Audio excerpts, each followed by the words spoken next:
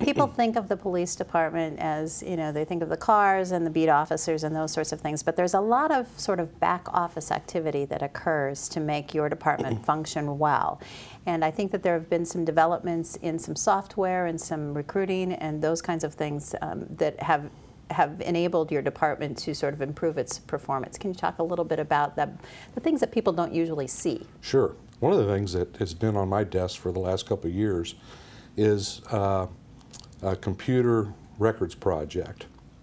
And we've needed to upgrade it for years, something my predecessor had addressed as well. But we just recently signed the contract that's going to facilitate that. And it's also related to the Joint Emergency Communication Center project that is also coming to the end. I mean, pretty close. It can't happen close and quick enough, but when you look at everything we've done, it really is getting towards the end of that project. But what it's going to amount to is our record system will be the same throughout Johnson County. So if a criminal, for example, is stopped in Iowa City, checked by an Iowa City officer, and tomorrow is stopped again in Coralville, and the day after tomorrow stopped in North Liberty.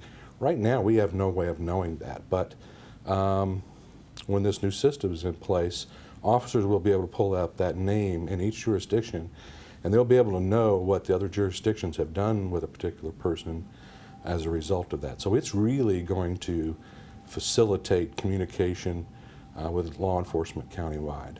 Was that something that was motivated or spurred by the Joint Emergency Communications Center? It really had a separate pathway, but because of timing and finances, they kind of grew together. Oh, so that'll be really helpful to your department and departments throughout the county. I think so. You know, it's just we've had a number of people that live here that go do bank robberies in Coralville and vice versa, and it's amazing what just a little bit of communication can do to solve those things. So now you're sort of routinizing the communication rather than having to talk back and forth and those sorts of things to address those sorts of issues. Correct. But previously it would require a phone call. Hey, have you all heard of this person? Do you know anything about him? But when this software is implemented, theoretically, when you bring that person up in the computer of the car, you'll be able to check back and find out who else has checked this person recently. I think that sounds really exciting.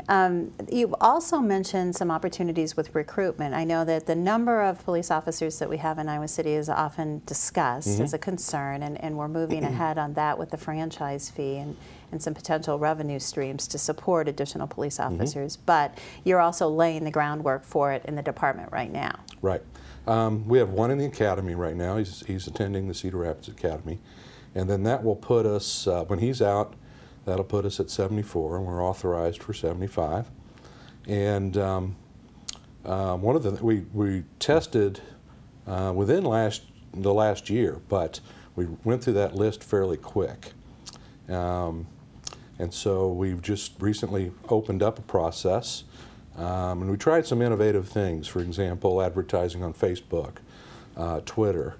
And as a result of that, we had 289 applications submitted for the position of police officer. So that's more than double any previous application period. So new media is probably the way to go for recruitment. It is. It's you know, we can't interview that many. It would take us about 3 months if we were to do that nonstop. But it's a good problem to have.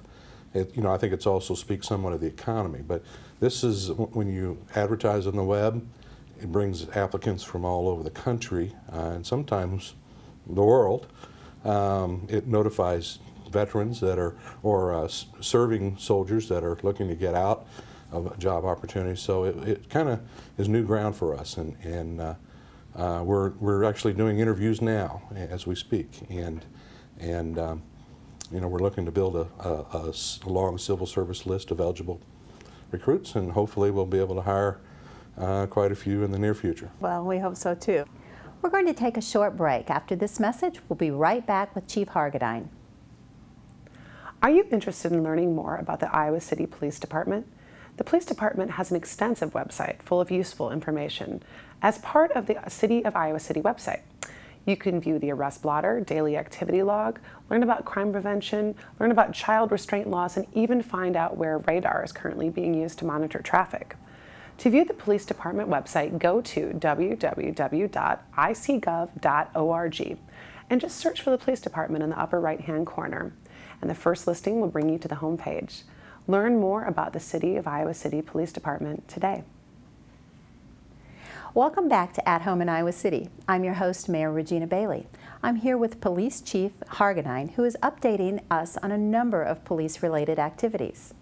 You mentioned the Joint Emergency Communication Center that was nearing its end of the process, but when we say end, it's nearing the end of actually being ready to go and provide services for the entire county. And Iowa City has taken a lead role in participating in this process. Talk a little bit about the benefits, in addition to the software, the benefits of having a Joint Emergency Communication Center in Johnson County. Well, this is something else that I know it's taken up a lot of time from a lot of people, yourself included, because you serve on that policy board. But it's been, well, I've got a study from back in the 70s where this idea first came around, so it has gone around literally for decades. I've talked to my predecessor, RJ, and he never thought that it would ever happen in this jurisdiction. I don't think the previous sheriff ever would have imagined that it occurred, but it is occurred. The building is up. When you walk in, you smell fresh carpet, fresh paint, brand new furniture, and it really is a state-of-the-art facility. The anticipated date for it to go operational is July 1st of 2010. It seems like a long way off, but there are literally thousands and thousands of details that have to be talked about and argued over and settled prior to that occurring. As you know, prior to us getting where we are today, the sheriff had a 911 center, and so did we. Two different public safety answering points is what they call them when you dial 911. Our equipment has got to be about 20 years old and rotting as we speak, and so is the sheriff's. So as both of us needed to revamp our systems, and you know, it just seemed like a good idea to combine both of those centers into one state-of-the-art facility that's going to benefit everybody in Johnson County. So in July, when I call, if I would have to call 911, it would be answered at the Joint Emergency Communication Center. Correct. Should I be concerned as an Iowa City citizen that they'll get people to me quickly, or what's that going to mean for response? How is that going to work? Well, now that there is equipment that decides, is this a county 911 call or a city 911 call, and it's not perfect. There are times when that call is transferred back and forth. And on a 911 call, that shouldn't occur. But especially with cell phones, sometimes towers fool the system into where you actually are. And so it's a good idea to have it all going into one place, so that once you are talking to a dispatch operator, you're not going to be transferred at that point and have to tell the story again. So that's going to streamline things. That means valuable seconds too. And you know, whenever you're transferring a call, you always have that potential that you're going to drop the call, and that has occurred in times past. So those things, I think, that'll be the immediate benefit. But also, the main benefit is when you have two different centers. Coralville contracts with the sheriff, as does North Liberty now.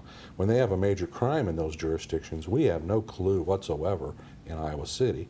But with one main center that dispatches those calls out, every law enforcement officer in the county is going to know at the same time.